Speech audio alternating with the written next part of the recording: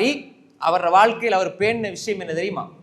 யா அல்லாஹ், அல்லாஹ்விடத்துல கேட்ட பிரார்த்தனையில மிக மிக அதிகமாக கேட்ட பிரார்த்தனை, யா அல்லாஹ், நாளை மறுமை நாளில் நான் உன்னை சந்திக்கிற பொழுது யாராவது ஒருவர் வந்து முஹம்மது பின் இஸ்மாயில் ஆகிய புகாரி ஆகிய இவர் என்னை பற்றி புறம் பேசிவிட்டார், என்னை பற்றி தப்பாக நினைத்து விட்டார், எனக்கு எதிராக செயல்பட்டார் என்று யாருமே என்னை பற்றி யா அல்லாஹ் உன்னிடத்தில் முறைப்பாடு செய்யக்கூடாது யா அல்லாஹ், அப்படிப்பட்ட ஒரு மரணத்தை தந்திரி யா அல்லாஹ், யாரும் எனக்கு எதிராக உன்னிடத்தில் வழக்கு தொடுத்துடக்கூடாது யா அல்லாஹ் என்று சொல்லி பிரார்த்தித்து விட்டு தான் மரணிச்சாங்க. அன்புக்குரிய சகோதரர்களே, அப்படிப்பட்ட இமாம் புகாரி அப்படி கேட்டாங்கண்டா, நாங்க அடுத்தவர்களை பத்தி சந்தேகம் கொள்வதுக்கும் அடுத்தவர்களை பத்தி தகாத எண்ணங்களை கருத்துக்களை பரப்புறதுக்கு நாங்க யார் சகோதரிகளே, அன்புக்குரிய சகோதரர்களே?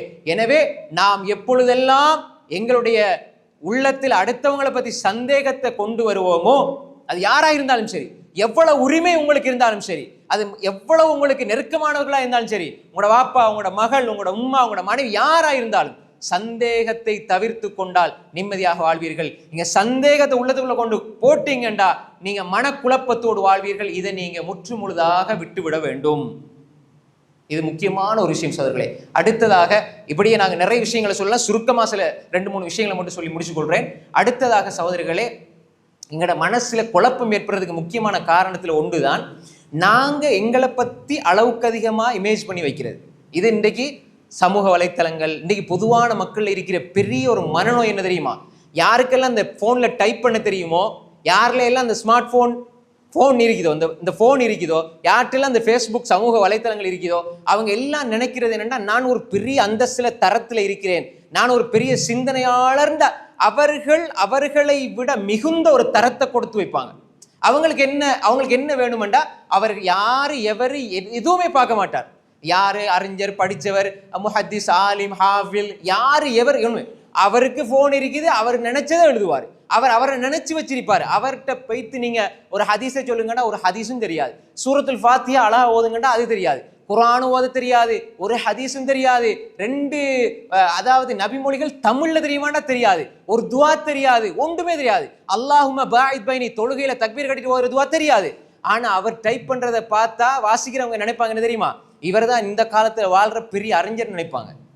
அவரோட நிலைமைய கூப்பிட்டு வச்சு பேசினா அவருக்கு குர்ஆன் ஓத தெரியாது, தொழுகையில் அவர் எப்படி ருக்கு செய்யணும்னு தெரியாது. நான் இது கண்ணால பார்த்துட்டு சொல்றேன் சகோதரர்களே, கண்ணால் ருக்கு செய்ய தெரியாது, தக்பீர் எப்படி கட்டுறன்னு தெரியாது. ஆனா அவர் ஃபேஸ்புக்ல டைப் பண்ண பழகிருக்கிறார். அவர்கிட்ட போன் இருக்குது, அவர் வீட்டில இருந்து டைப் பண்ணுவார். அவரோட கருத்துக்களை வாசி பார்த்தா அவர் பெரிய ஒரு அறிஞராக இருப்பார், கருத்து சொல்லிட்டே இருப்பார். அவரோட எண்ணங்கள் எல்லாம் சமூகத்துக்கு சிந்தனை கொடுக்க நினைச்சிட்டு இருப்பார். இப்ப இதனால என்ன நடக்கும் தெரியுமா? கொஞ்ச நாளைக்கு அப்படியே போகும். அதுக்கப்புறம் அவர் நினைச்சிருக்கிற அளவுக்கு ஆட்கள் மதிக்க இல்லைன்னு சொன்னால் இவர் வீணாக அவராக நொந்து எனக்கு தெரிஞ்ச பல ஃபேஸ்புக் என்றுகளை சமூக வலைத்தளங்கள் அறிமுகமாகி பிரபல்யம் என்று அவங்க நினைச்சு கொண்ட பல பேர் இன்றைக்கு உளவளத்துறை ஆலோசகர்களை சந்திச்சு அந்த உளவளத்துறை ஆலோசகர்கள் சிலர் எங்கிட்ட சில செய்திகளை சொல்லும்போது சொல்றாங்க. அப்ப காரணம் என்னன்னா, நம்மள அளவுக்கு மேல நினைச்சிடக்கூடாது அவர்களே. எல்லா அறிஞர்களுமே என்ன நினைச்சாங்க தெரியுமா? நான் இன்னும் மாணவன், இன்னும் படிக்கணும், எனக்கு 5000 ஹதீஸ், 10,000 ஹதீஸ், 30,000 ஹதீஸ், லட்ச ஹதீஸ் இப்படி பாடமாக்குன பெரிய பெரிய அறிஞர்கள் இமாம் புகாரி, முஸ்லிம், திர்மிதி, நசாயி, இப்னு மாஜா, அபூ தாவூத், தாரகுத்னி, தபரானி, பைஹகி, ஹாக்கிம், சுயூத்தி, சஹாவி, இப்னு தைமியா, இப்னு கைம், ஸஹபி, யூசுப் அல் மிஸ்ஸி, இமாம் ஷௌகானி, சன்ஆனி, முஹம்மது இப்னு அப்துல் வஹாப், இமாம் அல்பானி என்று இப்படி அறிஞர்கள், பெரும் அறிஞர்கள், அஹ்லுஸ் சுன்னாவுடைய அறிஞர்களை எடுத்துக்கொண்டால், அதுக்கு முன்னால இமாம் மாலிக், ஷாஃபி, அஹ்மத், அபு ஹனீஃபா, அதுக்கு முன்னால இருக்கக்கூடிய அறிஞர்கள் நாம் எடுத்துக்கொண்டால், ஹதீஸ் துறையினுடைய ஜாம்பவான்களை எடுத்துக்கொண்டா, இவங்க எல்லாம் என்ன நினைச்சாங்க தெரியுமா? நான் இன்னும் மாணவன், இன்னும் படிக்கணும். ஃபத்வா கேட்டா கூட அவங்க பயந்து நடுங்குவாங்க. ஏண்டா அவ்வளவு பயம், அல்லாட பயம். இப்ப அப்படி இல்லை. யார் பேசுறதுக்கு, யார் எடுத்தால் பேச ரெடி, சூரா ஃபாத்திஹா தெரியாது, ஓத தெரியாது, பேச ரெடி. அவர் அப்படி நினைச்சு வச்சிருப்பார். இதுல விளைவு என்ன தெரியுமா?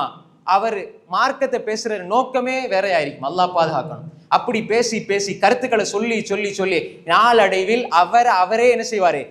எல்லாம் குறைச்சி மதிப்பிட ஆரம்பிக்கும் பொழுது, அவரை கணக்கெடுக்காம வைக்கிற பொழுது இவருடைய மனநிலை எப்படி மாறும்? அவருக்குள்ளே ஒரு குழப்பம் ஏற்பட்டு அவர் இஸ்லாத்தை விட்டு தூரமாகி நாத்தியத்துக்குள்ள போற நிலைமைக்குள்ள அவர் ஆளாக்கப்படுவார்.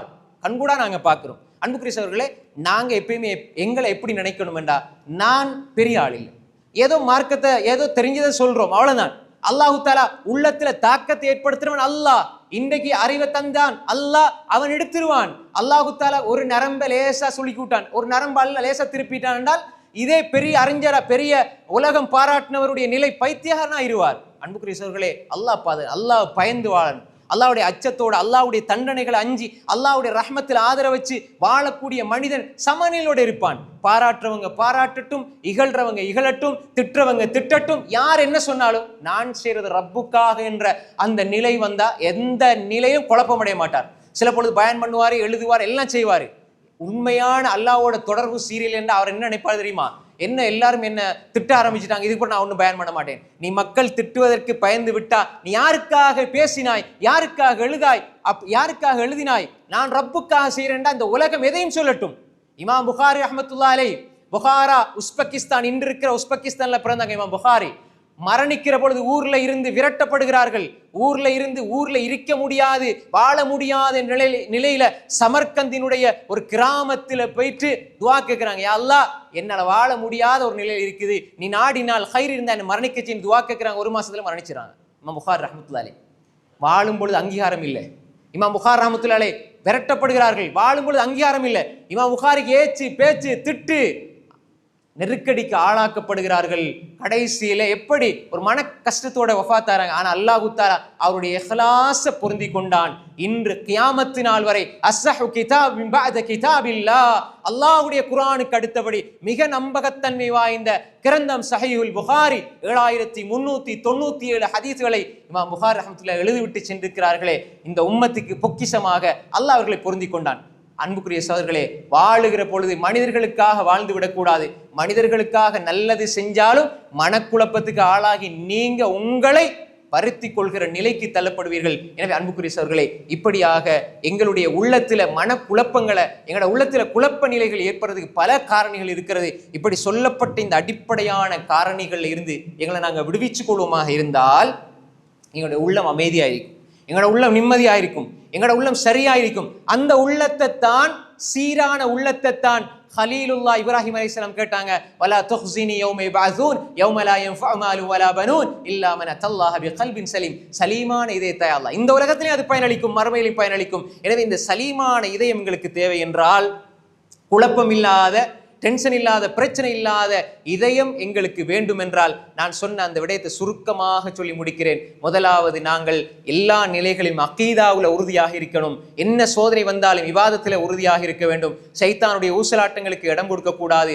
துனியாவை அளவு கடந்து நேசிக்காமல் அல்லாஹ்வோடு தொடர்பாக இருக்க வேண்டும். அல்லாஹ்வுடைய திக்ரை விட்டு தூரமாகாமல் அல்லாஹ்வோடு தொடர்பாக இருக்க வேண்டும். அல்லாஹ்வுடைய உள்ளத்தை தொடர்படுத்த வேண்டும், குர்ஆனோடு தொடர்படுத்த வேண்டும். அதே மாதிரி வீணான சந்தேகங்கள், குழப்பங்களை விட்டு எங்களை பாதுகாத்து கொண்டு, அடுத்த மனிதர்களை பற்றி சந்தேகம் கொள்வதை விட்டு எங்களை பாதுகாத்து கொண்டு மனசை நிம்மதியாக வைக்க வேண்டும். அதே போன்று எங்களை பெருசாக நினைச்சு கொள்ளக்கூடாது. நாங்க எங்களோட உள்ளத்துல எங்களை பத்தி பெரிய கற்பனைகளை வளர்த்து கொள்ளாம எங்களை நாங்க ஒரு சாதாரண ஒரு அடிமையாக வைத்துக்கொண்டு இஹ்லாஸோடு வாழ்ந்தால் நிச்சயமாக அல்லாஹு தஆலா எங்களை இந்த உலகத்திலும் கண்ணியமாக மன நிம்மதியோடு வாழ வைப்பான். மறுமையில் சொர்க்கத்திலும் அல்லாஹு தஆலா எங்களை சேர்த்து உயர்ந்த அல் ஃபிர்தௌஸுல் ஆலாவில் அல்லாஹு தஆலா எங்கள் எல்லோரையும் அல்லாஹு தஆலா அந்த உயர்ந்த சொர்க்கத்தில் ஒன்று சேர்ப்பான். எனவே அன்புக்குரிய சகோதரர்களே, பேசப்பட்ட விடயங்களை எங்களோட வாழ்க்கையில கடைபிடித்து நாளை மறுமையில் அல்லாஹ்வுடைய தூதர் முஹம்மது ஸல்லல்லாஹு அலைஹி வஸல்லம் அவர்களோடு சொர்க்கத்தில் இருக்கிற அந்த பாக்கியத்தை பெற முயற்சிப்போம். அல்லாஹு தஆலா நாம் பேசியது கேட்டதிலிருந்து பயன்பெறக்கூடிய சமூகமாக அல்லாஹ் நம்ம எல்லோரையும் ஆக்கி அருள்வானாக. வ ஆகிரு தஅவானா